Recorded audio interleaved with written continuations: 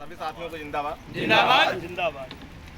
आप लोग division bench में जो आर्डर जीत करके आए, जिसमें लिखा था कि 6 सप्ताह के अंदर मामले को रेफर किया जाए, तो उसके अनुसार मामला ट्रिब्यूनल कोर्ट में रेफर भी हो गया।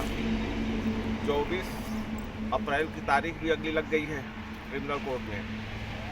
लेकिन उस आर्डर को, जो डिवीजन बेंच का आर्डर था, उस पर मैनेजमेंट ने एक रिव्यू पिटीशन लगाया है, जिसका नंबर था RP 207/2024।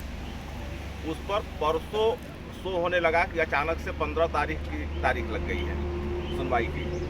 उस समय ताई दिल्ली में थी, हम मगरखेड़ी में थे।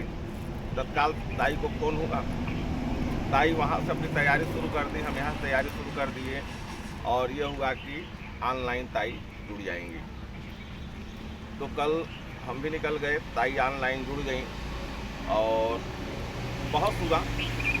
उसमें जो उनका ये कहना है, वो ये कही बात जो पहले बार बार श्रमिक जनता संघ पे उंगली उठाते चले गए, और ख़ास करके ताई पे उनका उंगली उठाना था कि ताई मतलब कैसे बहस कर रहे हैं, मतलब ताई किसी तरह से इस प्रकरण से हटे उनका।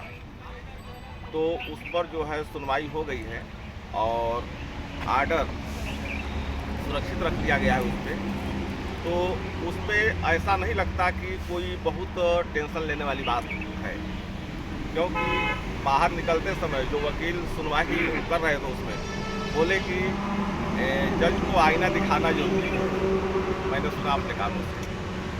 तो एक बात ये भी है कि जब वकील बहस करता है और उसके जिन बातों को आर्डर में जिक्र नहीं दिया रहता है, इसका मतलब उसको नकार दिया गया। लेकिन वो इनको हजम नहीं हो रही है कि बार बार एक ही मैटर श्रमिक जनता संघ और उसका जिक्र तो हुआ नहीं। तो इस बात का मैनेजमेंट को ज़्यादा टेंशन है और उसको सबसे ज़्यादा मेधा ताई से टेंशन है। और ऐसे घड़ी में हम लोग सफलता की तरफ बढ़ रहे हैं। ट्रिब्यूनल में रेफर होना एक बहुत बड़ी बात है।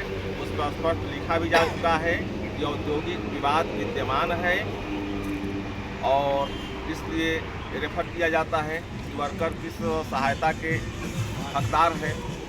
तो अब देखते हैं कि उसमें क्या होता है। और अभी अपने को बिल्कुल जिस तरह से धैर्य बना करके रखे और रखते चले आए, उसी तरह से ही धैर्य बना करके रखना है। थोड़ी सी देर हो सकती है लेकिन अंधेर नहीं हो सकती। आप उन लोगों का जो मामला लेबर कमिश्नर से होते होते ट्रिब्यूनल कोर्ट तक पहुंच गया, अब वो गाड़ी सही लाइन पे आ गई है।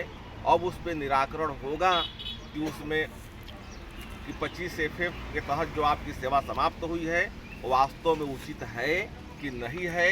अगर नहीं है तो आपकी सहायता के पात्र हैं। सारा दूध का दूध, पानी का पानी और बाल का खाल सब उसी ट्रिब्यूनल कोर्ट में ही निकलेगा।